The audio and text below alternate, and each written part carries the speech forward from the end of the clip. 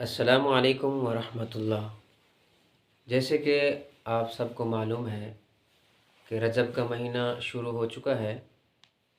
آج رجب کے مہینے کی 9 تاریخ ہے۔ رجب کا مہینہ یہ بڑا ہی بابرکت عظمت والا مہینہ ہے۔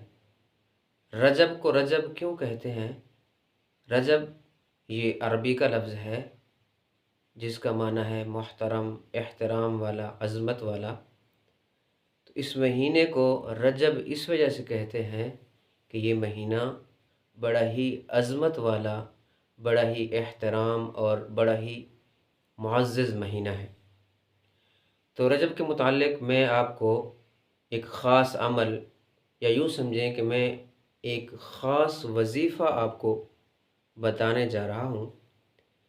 وہ وظیفہ یہ ہے کہ نبی کریم صلی اللہ علیہ وآلہ وسلم کی ایک حدیث مبارکہ کا مفہوم ہے، وہ یہ کہ اللہ کے نبی نے فرمایا کہ یہ رجب اللہ کا مہینہ ہے اور شعبان یہ میرا مہینہ ہے اور رمضان یہ میری امت کا مہینہ ہے۔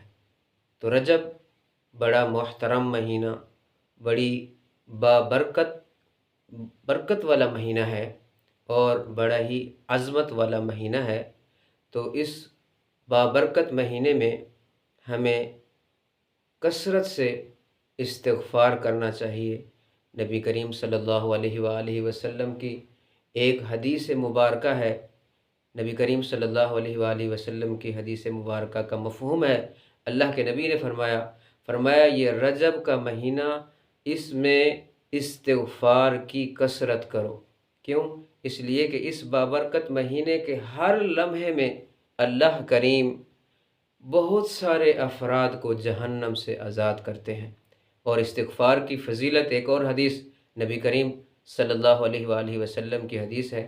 حضرت عبداللہ ابن عباس رضی اللہ تعالی عنہما ارشاد فرمایا کہ نبی کریم صلی اللہ علیہ وآلہ وسلم کا فرمان ہے، جو شخص اپنے اوپر استغفار کو لازم قرار دے گا، جو شخص استغفار کی کثرت کرے گا، تو اللہ کریم اس کے لیے ہر تنگی میں راستہ نکالیں گے۔ اللہ تعالیٰ اس کے لیے ہر تنگی میں اس کے لیے راہ ہموار کریں گے اور ہر تنگی اور پریشانی سے اس کو نجات عطا فرمائیں گے۔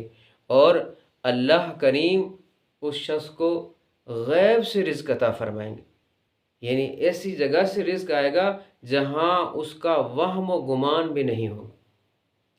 اور جس وقت رجب کا مہینہ شروع ہوتا تھا تو نبی کریم صلی اللہ علیہ وآلہ وسلم یہ دعا مانگا کرتے تھے، اللہم بارک لنا فی رجب و شعبان وبلغنا رمضان۔ اے اللہ ہمارے رجب اور شعبان کے مہینے میں برکت عطا فرما اور ہمیں رمضان کے مہینے تک پہنچا دے۔ تو ہم بھی اس مہینے کا احترام کریں اور اس مہینے میں نوافل، فرائض کے ساتھ ساتھ ہم نوافل کا بھی اہتمام کریں۔ اللہ سے دعا ہے کہ اللہ تعالی ہمیں اس مہینے کا احترام کرنے کی توفیق عطا فرمائے۔ السلام علیکم ورحمۃ اللہ۔